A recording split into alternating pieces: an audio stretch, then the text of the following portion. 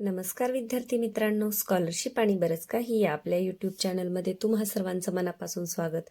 आजच्या व्हिडिओमध्ये आपण इयत्ता दुसरीसाठी गणित या विषयाची उजळणी करणार आहोत. तर लेखी आणि तोंडी दोन्ही परीक्षांसाठी तुम्हाला या उजळणीचा उपयोग होईल. याच्या अगोदर आपण गणित, मराठी आणि इंग्रजीच्या प्रश्नपत्रिकांचं स्वरूप कसं असतं इयत्ता दुसरीसाठी, पहिलीसाठी आणि तिसरीसाठी हे पाहिलं होतं. आता आपण उजळणीचे व्हिडिओ पाहत आहोत.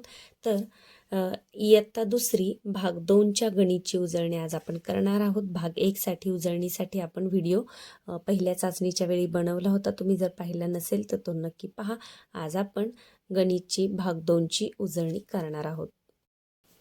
व्हिडिओला सुरुवात करण्यापूर्वी एक छोटीशी रिक्वेस्ट, जर तुम्ही चॅनलवर नवीन असाल तर चॅनलला सबस्क्राईब करा आणि बेल आयकॉनसुद्धा प्रेस करा, म्हणजे अभ्यासाचे असे छान छान व्हिडिओ तुम्हाला आपल्या चॅनलवर पाहायला मिळतील.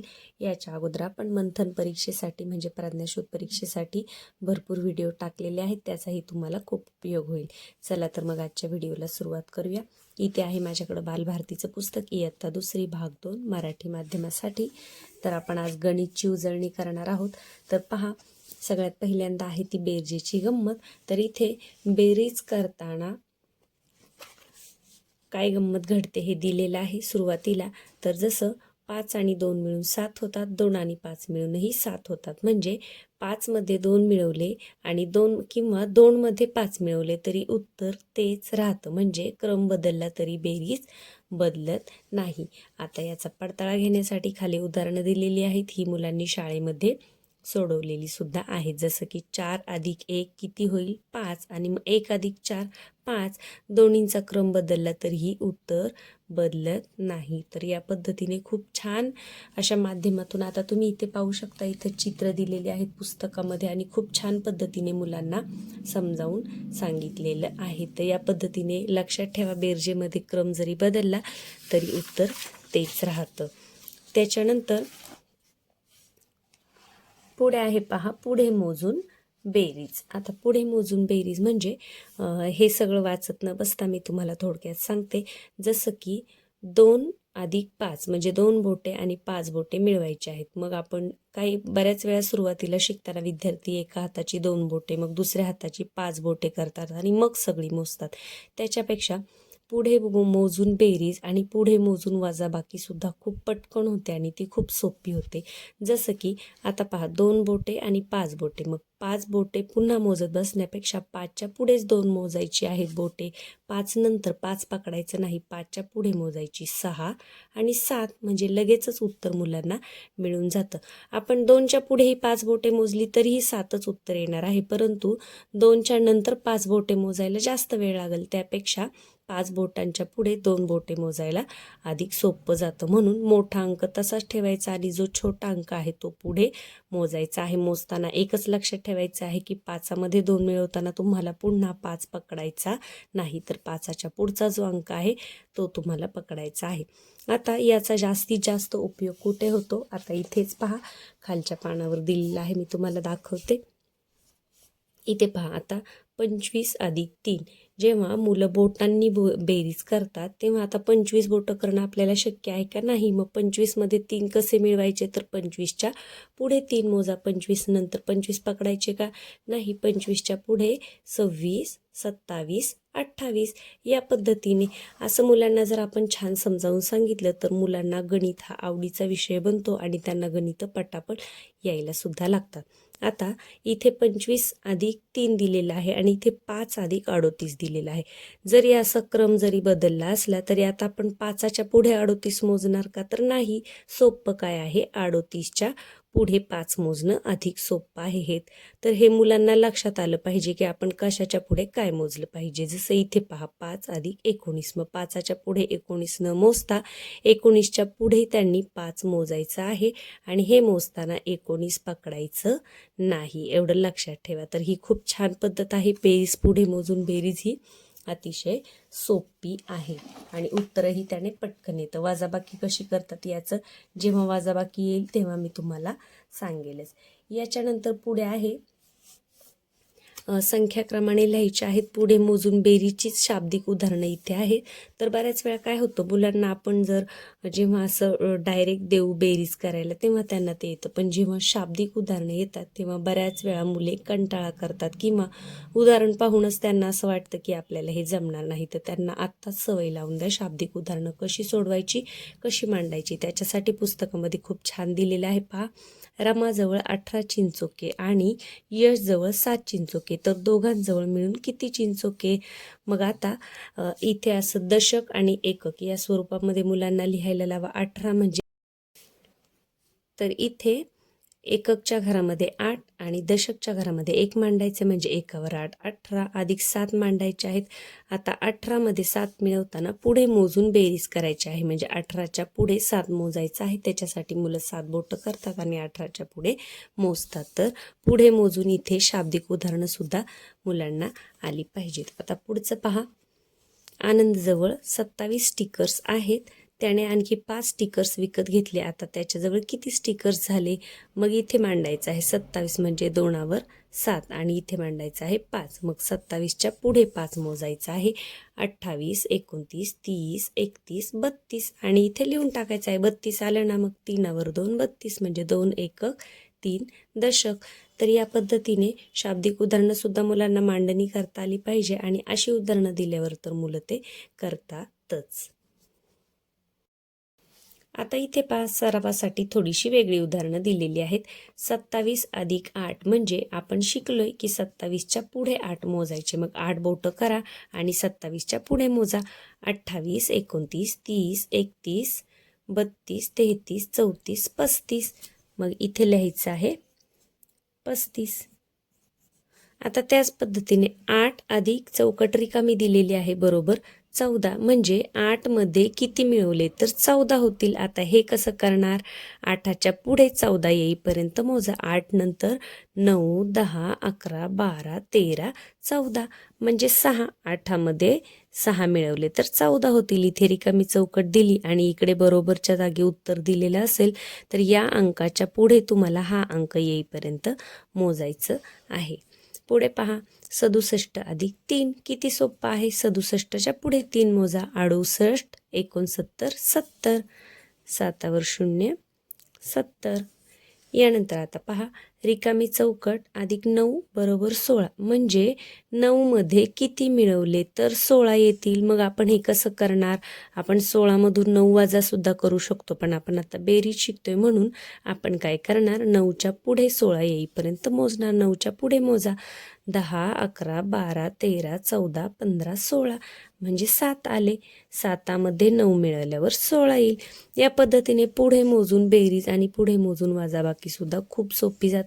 मुलांना याच्यासाठी तुम्ही अधिकाधिक सरावाला गणित देत चला. आणि गणित हा असा विषय आहे की ज्याचा रोज अभ्यास केला पाहिजे. जर अभ्यास मुलांनी खूप दिवस गणितचा केला नाही तर मग ते गणित विसरतात, कारण मुलं लहान असतात.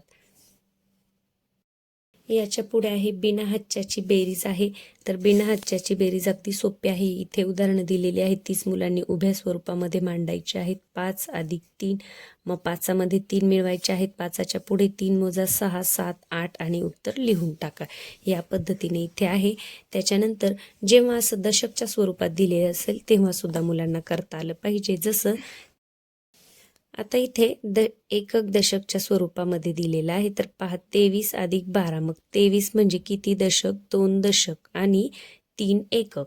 त्यानंतर 12 म्हणजे 1 दशक आणि 2 एकक. मग यांचे मिळून किती होतात, 1, 2, 3, 3 दशक आणि 1, 2, 3, 4, 5, 5 एकक. त्याच म्हणजे अंकामध्ये मांडून असं आणि जर चित्र स्वरूपात आलं तर असं. तर हे मुलांना मोजता आलं पाहिजे. आता याच्या सरावासाठी इकडे अजून काही उदाहरणं दिलेली आहेत. जर ती मुलांनी सोडवलेली नसतील तर ती त्यांच्याकडून सोडवून घ्या. या पानावर सुद्धा बिना हच्च्याच्या बेरजेसाठी भरपूर अशी उदाहरणं आहेत. इयत्ता दुसरीचं हे जे पुस्तक आहे ते खूप छान आहे. मुलांना गणित विषयाची म्हणजे सगळ्याच विषयांची आवड निर्माण करण्यासाठी पाठ्यपुस्तक आपलं खूप छान आहे. चला पुढचा टॉपिक पाहूयात. पुढचा घटक आहे शून्याची बेरीज व वजाबाकी. आता मुलांना माहीत आहे शून्य म्हणजे काय, काहीच नाही. मग इथे चित्ररूपात पहिल्यांदा दाखवलेलं आहे. 3 सफरचंद एका डिशमध्ये आहेत, दुसऱ्यामध्ये काहीच नाही म्हणजे 0 आहे. मग 3 अधिक 0 बरोबर 3. आता पहा बेरीजप्रमाणे वजाबाकी सुद्धा समजवलेली आहे. 2 सफरचंद आहेत, त्याच्यातून इथे दिलेलं आहे पहा, रमाजवळ 2 सफरचंद आहेत. तिच्या लहान बहिणीला सफरचंद खूप आवडते म्हणून तिने दोन्ही सफरचंद बहिणीसाठी ठेवली, एकही खाल्ली नाही. म्हणजे 2 मधून 0 गेले तर किती उरले? 2च उरले. म्हणजे कोणत्याही संख्येमध्ये 0 मिळवला तरी उत्तर तेच राहतं, किंवा कोणत्याही संख्येमधून 0 वजा केला तरीही आपल्याला उत्तर म्हणून तीच संख्या मिळते. तर इथे खाली उदाहरण. आता इथे सरावासाठी भरपूर उदाहरणं दिलेली आहेत. 2 अधिक 0 बरोबर 2च, किंवा 0 अधिक 2 बरोबर 2च. 19 अधिक 0 बरोबर 19. हे जरी असं 0 अधिक 19 दिलं तरी उत्तर काय होईल? तेच राहील. त्याच पद्धतीने वजाबाकीचं आहे. 3 वजा 0 म्हणजे 3तून 0 गेले तर 3च उरतात. 11तून 0 गेले तर 11च उरतात. या पद्धतीने. मात्र 0तून आपल्याला 11 असे वजा करता येत नाहीत. एवढं लक्षात ठेवा.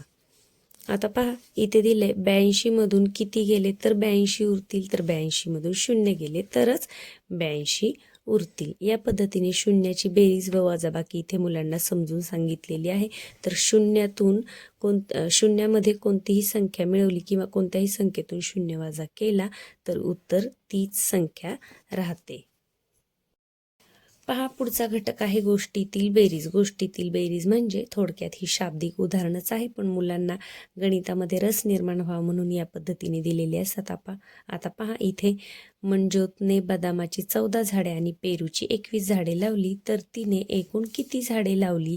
आता एकूण किती असा जेव्हा शब्द येतो तेव्हा तिथे आपल्याला बेरीज करावी लागते. आता पहा 14 म्हणजे एकावर 4 14, किंवा 4 एकक 1 दशक, अधिक 21 म्हणजे 1 एकक आणि 2 दशक. या पद्धतीने एकक दशक लिहूनच मुलांना बेरीज वजाबाकी करण्याची सवय लावा. म्हणजे जेव्हा 2 अंकामध्ये 1 अंक मिळवायचा वजा करायचा असतो तेव्हा मुलांच्या लक्षात राहतं की तो एककमध्येच मांडला पाहिजे. तो जर एकटा अंक आपण दशकच्या घरामध्ये मांडला तर आपलं उत्तर चुकतं. तर 14 काय आहेत? बदामाची झाडे. 21 काय आहेत? पेरूची झाडे. मग एकूण झाडे किती झाली? 4 आणि 1 5, 1 आणि 2 3, एकूण किती झाडे झाली? 35. तर या पद्धतीने शाब्दिक उदाहरण आलं तरी मुलांना मांडणी करता आली पाहिजे. आता पहा रवीकडे 15 फुगे आहेत, नीताकडे 21 फुगे आहेत, तर दोघांकडे मिळून किती फुगे आहेत? मिळून किती, एकूण किती असं आलं की बेरीज करायची असते. 15 फुगे आहेत तर मग इथे मांडून टाका. एकावर 5 15, किंवा इथे दशक एककच्या स्वरूपामध्ये सुद्धा लिहू शकता. 5 एकक 1 दशक आणि 21 म्हणजे 1 एकक आणि 2 दशक. 21 फुगे. आता इथे शब्दामध्ये लिहायचं आहे की रवीकडे फुगे, मग नीताकडे फुगे आणि मग दोन्ही एकत्र करायचे. 5मध्ये 1 मिळवला 6 आणि एकामध्ये 2 मिळवले 3, किंवा 2मध्ये 1 मिळवला 3 असं सुद्धा आपण मगाशी शिकलोय. तर या पद्धतीने मांडणी करून मुलांनी उत्तर करणं अपेक्षित आहे. आता खाली सरावासाठी उदाहरणं दिलेली आहेत. ही मुलांनी जर सोडवली नसतील तर सोडून घ्या, आणि सोडवलेली असतील तर या पद्धतीची दुसऱ्या उदाहरणांचा त्यांचा सराव घ्या. पुढचा घटक आहे तो म्हणजे वजाबाकीने कमी करून. म्हणजे कमी करायचे आहे. म्हणजे वजाबाकीची संकल्पना इथे सांगितलेली आहे. पहा किती कप आहेत? 1 2 3 4 5, आणि मग त्याच्यातले 3 कमी केले तर किती उरले? 2. आता इथे पहा दिले क्षितिजकडे 5 कप होते, त्याने आचलला 3 कप दिले. आता क्षितिजकडे किती कप उरले? मग 5 वजा 3 असं इथे समजावं म्हणून सुद्धा लिहिलेलं आहे. क्षितिजकडचे कप, मग आचलला दिलेले कप आणि क्षितिजकडे उरलेले कप, किंवा 5 वजा 3 बरोबर 2 असं सुद्धा मुलांना करता आलं पाहिजे. पुढे पहा आकाशकंदील 8 व पणत्या 4 आहेत. पणत्यांपेक्षा आकाशकंदील कितीने जास्त आहे? एखादी अंक किंवा एखादी गोष्ट कितीने जास्त कितीने कमी असंही जेव्हा विचारलं जातं तेव्हा तिथे आपल्याला वजाबाकी करावी लागते. आता पहा 8 आकाशकंदील आणि 4 पणत्या, मग अशी जोडी जरी लावून घेतली तर किती आकाशकंदील जास्त आहेत? 1 2 3 4, म्हणजेच 8 मधून 4 गेले 4 उरले. म्हणजे उत्तर काय येणार आपलं? पणत्यांपेक्षा 4 आकाशकंदील जास्त आहेत. या पद्धतीने चित्ररूपी उदाहरणं सुद्धा तुम्हाला परीक्षेमध्ये येऊ शकतात, किंवा तोंडी परीक्षेसाठी शिक्षकांनी जर तोंडी विचारलं तर तुम्हाला करता आलं पाहिजे. खाली दिले पहा 8 स्ट्रॉबेरी आणि 6 डाळिंब आहेत. स्ट्रॉबेरी किती जास्त आहेत हे संख्यांची वजाबाकी करून ठरवू. मग 8 वजा 6 म्हणजे 2, म्हणजे स्ट्रॉबेरीपेक्षा 2 डाळिंबे कमी आहेत. तर असं मुलांना करता आलं पाहिजे. आता वजाबाकी मागे मोजून इथे दिलेलं आहे पहा. तर मागे मोजून कशी वजाबाकी करायची पुढचा घटक आहे.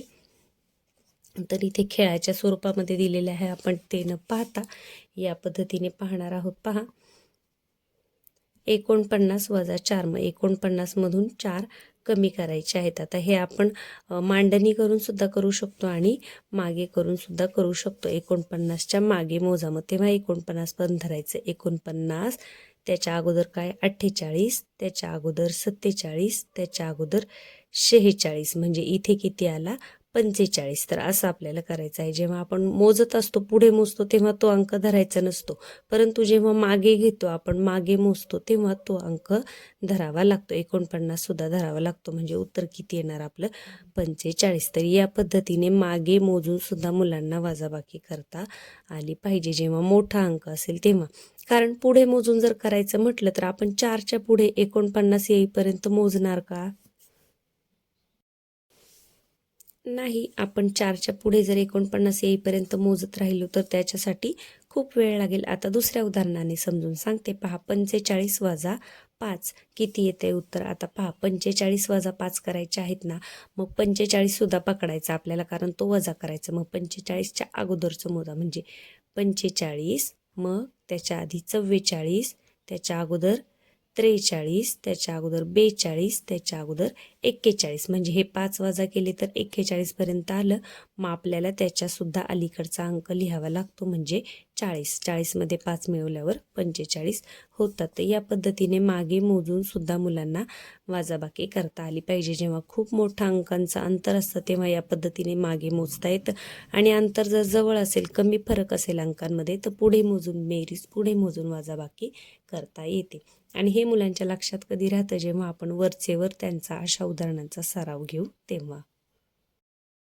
पुढचा घटक आहे पहा बेरीज व वजाबाकीची जोडी. तर बेरीज आणि वजाबाकीची कशी जोडी असते हे इथे समजावून दिलेलं आहे. 10 अधिक 12 बरोबर 22. मग 22 मधून 10 वजा केले तर 12 मिळतात, आणि 22 मधून 12 वजा केले तर 10 मिळतात. म्हणजे 22 मधून 12 वजा केले तर 10 मिळतात, आणि 22 मधून 10 वजा केले तर 12 मिळतात. म्हणजे एका बेरजेमध्ये आपल्याला वजाबाकीच्या 2 जोड्या मिळतात. तर अशा जोड्या मुलांना करता आल्या पाहिजेत, आणि लगेच जरी छोट्या मुलांना करता नाही आल्या तरी त्या समजून घेता आल्या पाहिजेत. याचा त्यांना पुढे खूप उपयोग होतो. आता जसं पहा इथे उदाहरण दिले 99, मग 99ची त्यांनी फोड केलेली आहे. 87 अधिक 12 तुम्ही कोणत्याही पद्धतीने फोड करू शकता. मग 87 मध्ये 12 मिळवले तर 99 होतात, आणि 99 मधून 12 वजा केले तर किती मिळतात 87 मिळतात. इथे पहा करून दाखवले 99 वजा 87 बरोबर 12. आता इथे 99 मधून 12 वजा केले तर 87 मिळाले, 99 मधून 87 वजा केले तर 12 मिळाले. म्हणजे एका बेरजेमध्ये वजाबाकीच्या 2 जोड्या मिळतात. तर खाली इथे मुलांना सरावासाठी दिलेलं आहे की 84ची फोड तुम्ही करा. मग तुम्ही कोणत्याही पद्धतीने करू शकता. 50 अधिक 34, मग 34 मध्ये 50 मिळवले तर 84 होतात. मग इथे मुलांनी 50 लिहायचं आहे. 34 मध्ये 50 मिळवले तर किती होतात 84 होतात. मग याची जोडी कशी करणार आता आपण. 84 वजा काय करावं लागेल, एकदा हे आणि एकदा हे. 84 वजा 50 जर केले तर किती मिळतील आपल्याला, दुसरा अंक मिळेल, म्हणजे 34. आणि 84 वजा 34 केले तर आपल्याला मग किती मिळते 50. या पद्धतीने एका बेरजेतून वजाबाकीच्या 2 जोड्या तयार होतात. तर याच्या सरावासाठी इथे खाली जी उदाहरणं आहेत ती मुलांना तुम्ही सोडवायला लावा. पुढचा घटक आहे तो म्हणजे गोष्टीतील वजाबाकी. तर याच्यामध्ये सुद्धा शाब्दिक उदाहरणं दिलेली असतात. तर किती उरले, किती खर्च झाले असं जेव्हा येतं, किंवा कितीचा फरक आहे असं जेव्हा येतं, तेव्हा आपल्याला वजाबाकी करावी लागते. आणि एकूण किती किंवा मिळून किती झाले असं जेव्हा येतं तेव्हा आपल्याला बेरीज करावी लागते. जसं आता पहा इथे एकक दशकच्या स्वरूपामध्ये समजवलेलं आहे. आता इथे आपण उदाहरणं पाहूया शाब्दिक. आनंदने गोष्टीची 28 पुस्तके वाचली, सागरने 14 पुस्तके वाचली, तर आनंदने सागरपेक्षा किती पुस्तके जास्त वाचली? मग आपल्याला काय करावं लागेल? 28 मधून 14 वजा करावे लागतील. तर या पद्धतीने मांडणी करून मुलांनी हे उदाहरण सोडवायचं आहे. आता पहा, सुधीरकडे 46 गोट्या होत्या, त्यापैकी 12 गोट्या हरवल्या, तर आता त्याच्याकडे किती गोट्या असतील? आता हरवल्या म्हणजे काय झाल्यात? त्या कमी झाल्या आहेत. म्हणजे जेव्हा कमी होतात तेव्हा आपल्याला काय करावं लागतं?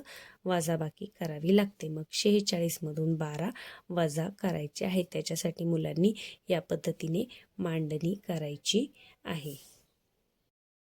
यानंतर पुढचा घटक आहे वर्षाचे महिने. मग इंग्रजी महिने दिलेले आहेत, कोणत्या महिन्यामध्ये किती दिवस असतात हे दिलेलं आहे. हे लक्षात ठेवण्याची अगदी जुनी पूर्वीपासूनची एक सोपी ट्रिक आहे, ती म्हणजे या पद्धतीने हातावर करणे. जानेवारी, फेब्रुवारी, मार्च जेव्हा असं वरती हाडावर येतं तेव्हा तो 31 दिवसांचा आणि खाली जेव्हा येतं तेव्हा तो 30 दिवसांचा महिना असतो. तर जानेवारी, फक्त फेब्रुवारी 28 किंवा 29 दिवसांचा असतो. तर या पद्धतीने हे मुलांना सोपं जातं. फक्त याच्यावर जर असे प्रश्न आले किंवा एखादं कॅलेंडर जर दाखवलं तर त्याचं निरीक्षण करून मुलांना उत्तर देता आलं पाहिजे. 30 दिवस असणाऱ्या महिन्यांची नावे सांग. आता 30 दिवसांचे कोणते महिने असतात? सप्टेंबर, एप्रिल, जून आणि नोव्हेंबर. बाकी सगळे महिने 31 दिवसांचे असतात, फक्त फेब्रुवारी सोडून. तर पहा, संपूर्ण वर्षात 31 दिवस असणारे किती महिने आहेत? मग मुलांनी ही आकृती पाहून किंवा स्वतः मोजून सांगायचं आहे. जून महिन्याच्या आधी कोणता महिना आहे? तो महिन्याची नावं मुलांची पाठ असतात, त्यामुळे ते मुलांना लगेच सांगता येतं. त्यासाठी मधून त्यांची ही नावं म्हणून घेणं हे महत्त्वाचं आहे. आता इथे जसे इंग्रजी महिने दिलेले आहेत तसेच इथे मराठी महिने दिलेले आहेत. एक महत्त्वाचं राहिलं सांगायचं, इंग्रजी महिन्यांनाच ग्रेगरियन वर्ष असेही म्हणतात. यानंतर पुढे पहा, भारतीय सौर वर्षाचे महिने कोणते? मराठी आपले महिने. तर चैत्र, वैशाख, ज्येष्ठ, आषाढ, श्रावण असे सुरू होतात. आता मराठी महिने इंग्रजी महिन्याप्रमाणे 1 आठ 31 असे नसतात, तर चैत्र 30 किंवा 31चा असतो. आणि चैत्रपासून 6 महिने जे आहेत ते 31 दिवसांचे आणि नंतरचे उरलेले 6 30 दिवसांचे असतात. तर जे मंथन प्रज्ञाशोध परीक्षेला बसतात त्यांना हा अभ्यास आहे. तुम्हाला जर प्रज्ञाशोधवरचे व्हिडिओ पाहायचे असतील तर आपल्या चॅनलवर आहे. ती आता दुसरीसाठी जवळजवळ सगळ्याच टॉपिकवर व्हिडिओ बनवून झालेले आहेत, तुम्ही एकदा नक्की पहा. आता पहा, वरील चित्राचे निरीक्षण करा व रिकाम्या चौकटी भरा. ऋतू कोणकोणते आहेत ते लिहायचे आहेत. वसंत, ग्रीष्म, मग इथे नावं दिलेले आहेत, शरद, हेमंत, शिशिर. आता इथे मुलांना शालेय दिनदर्शिका म्हणजे कॅलेंडर दिलेलं आहे. आता इथे लिहिलेलं आहे पहा, नाताळ कधी आहे, क्रीडा स्पर्धा कधी आहेत, चित्रकलेच्या कधी आहेत, वनभोजन कधी आहे. मग इथे गोष्टी रूपात दिलेलं आहे, मुलांचा संवाद दिलेला आहे की आपल्या शाळेच्या दिनदर्शिकेत काय दिले. मग हे बघा, मग सांग बरं, रमा म्हणते, मग सांग बरं शाळेत चित्रकला स्पर्धा किती तारखेला आहे? मग यश काय सांगेल, चित्रकला स्पर्धा कुठे? इथे पहा 20 आणि महिना कोणता आहे? डिसेंबर, म्हणजे 20 डिसेंबर. या पद्धतीने कॅलेंडर वाचून मुलांना प्रश्नांची उत्तरं देता आली पाहिजे. पुढचा घटक आहे तो म्हणजे संख्यांचा लहान मोठेपणा. तर सुरुवातीला इथे 1 अंक दिलेले आहेत. प्रत्येक चौकटीतील लहान संख्येला रिंगण करायला सांगितलेलं आहे, म्हणजे गोल. 3 आणि 8, मग याच्यामध्ये लहान कोणता आहे? 3. मग इथे 3ला त्यांनी गोल करायचा आहे. प्रत्येक चौकटीतील मोठ्या संख्येला रिंगण कर, तर मोठ्या अंकाला इथे गोल करायचा आहे. आता लहान मोठेपणा दाखवणाऱ्या चिन्हांची ओळख दिलेली आहे. त्यासाठी पहा, या पद्धतीने किंवा या पद्धतीने चिन्ह असतं. लक्षात राहावं म्हणून इथे खूप छान असं मगरीचं तोंड दाखवलेलं आहे, म्हणजे जो मोठा अंक आहे त्याच्याकडे तोंड करायचं आहे, जो छोटा अंक आहे त्याच्याकडे शेपूट करायचं आहे. इथे दिले पहा, 9 मोठे 1 पेक्षा असं म्हणायला लागतं. 9 मोठे 1 पेक्षा, 7 मोठे 3 पेक्षा. आणि असं असेल तेव्हा काय म्हणायचं की 2 लहान 20 पेक्षा. यालाच इंग्रजीमध्ये लेस दॅन, ग्रेटर दॅन असं म्हटलं जातं. तर हे सोपं आहे. मुलांचं अंकज्ञान जर चांगलं असेल तर लगेच त्यांना हे समजून जातं. आता जेव्हा 2 अंक येतात तेव्हा काय करावं लागतं, एकक आणि दशक पाहावे लागतात. जसं पहा आता 37 आणि 52, मग सुरुवातीला काय पाहायचे, दशकचा अंक पाहायचा 3 आणि 5. मग याच्यामध्ये कोण मोठं आहे, 5च मोठे आहे, म्हणजे 52 मोठे 37 पेक्षा.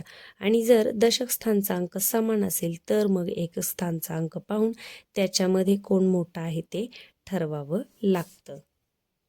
आता याच्या सरावासाठी मागच्या पानावर उदाहरणं दिलेली आहेत पहा, 84 आणि 86. आता पहा मी इथे अंक लिहिते 84 आणि 86. आता सुरुवातीला दशक स्थान पाहिजे. दशक स्थानी दोन्हीकडे 8 आहे, म्हणजे समान अंक आहे. मग असा समान अंक असेल तेव्हा आपल्याला एकक स्थान बघावं लागतं. मग एकक स्थानामध्ये कोण मोठा तो लहान, कोण लहान हे पाहायचे. मग 6 आणि 4 याच्यामध्ये मोठं कोण आहे, 6, म्हणजे हा अंक मग मोठा आहे. तर मुलांनी सुरुवातीला दशक स्थान पाहायचे. 3 अंकी असेल तर शतक स्थान सुरुवातीला बघावं लागतं, नंतर दशक आणि नंतर एकक. पण इयत्ता दुसरीसाठी 2 अंकीच उदाहरणे असतात, त्यामुळे दशक स्थान सुरुवातीला पाहायचे. दशक स्थानी दोन्हीकडे 8 आहे. मग आपल्याला एकक स्थानी कोणता अंक मोठा आहे हे बघायचं आहे.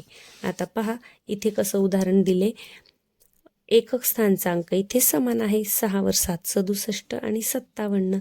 मग एकक स्थानचा अंक समान आहे. मग दशक स्थानी पहा 6 आणि 5. मग मोठे कोण आहेत, 6, म्हणजे इथे मध्ये असं चिन्ह आपल्याला द्यावं लागेल, 67 मोठे 57 पेक्षा. आणि लिहिताना असं म्हणण्याची सुद्धा मुलांना सवय लावून घ्या.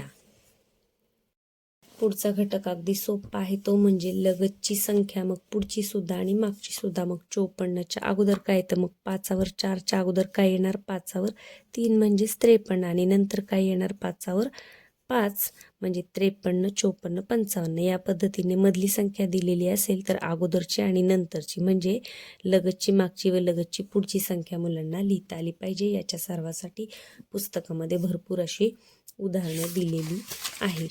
तर इयत्ता दुसरीमध्ये भाग 2 मध्ये गणितचे एवढे घटक आपण पाहिलेले आहेत. नक्कीच तुम्हाला हे समजले असतील. जर समजले नसतील तर पुन्हा एकदा व्हिडिओ पहा आणि यानुसार तुम्ही चाचणी परीक्षेसाठी आणि तोंडीसाठी उजळणी करा. तुम्हाला नक्कीच पेपर खूप छान पद्धतीने लिहिता येईल. प्रश्न स्वतः वाचा आणि त्या प्रश्नामध्ये आपल्याला काय दिलेले आहे हे पहा. जेव्हा शाब्दिक उदाहरणं असतात, एकूण मिळून किती असं जेव्हा येतं तेव्हा तिथे आपल्याला बेरीज करावी लागते, किंवा किती उरले, किती खर्च झाले, कितीने जास्त, कितीने कमी असं जेव्हा येईल तेव्हा तिथे आपल्याला वजाबाकी करावी लागते. त्यानंतर जेव्हा 2 संख्यांमधलं अंतर कमी असेल तर पुढे मोजून बेरीज करता आली पाहिजे, पुढे मोजून वजाबाकी सुद्धा करता आली पाहिजे. खूप मोठं अंकांमध्ये अंतर असेल तर मागे मोजून आपल्याला वजाबाकी सुद्धा करता आली पाहिजे. आणि सरावाने मुलांना हे सहज जमून जातं आणि गणित विषय त्यांच्या आवडीचा बनून जातो. आजचा व्हिडिओ तुम्हाला कसा वाटला मला कमेंट करून नक्की सांगा. आवडला असेल तर लाईक आणि शेअर करायला विसरू नका. तुम्ही जेवढा जास्तीत जास्त लाईक कराल तेवढा जास्तीत जास्त विद्यार्थ्यांपर्यंत हा व्हिडिओ पोहोचेल. चला तर मग पुढच्या भागामध्ये आपण दुसऱ्या कोणत्या एका विषयाची उजळणी करूयात. धन्यवाद.